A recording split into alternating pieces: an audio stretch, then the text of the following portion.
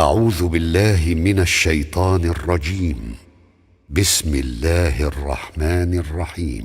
يا أيها الذين آمنوا لا تلهكم أموالكم ولا أولادكم عن ذكر الله ومن يفعل ذلك فأولئك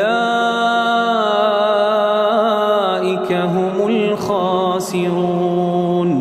وأنفقوا مما رزقناكم من قبل أن يأتي أحدكم الموت فيقول رب لولا أخرتني إلى أجل قريب فأصدق وأكن من الصالحين.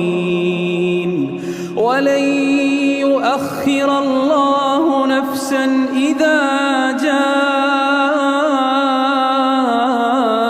أجلها والله خبير بما تعملون.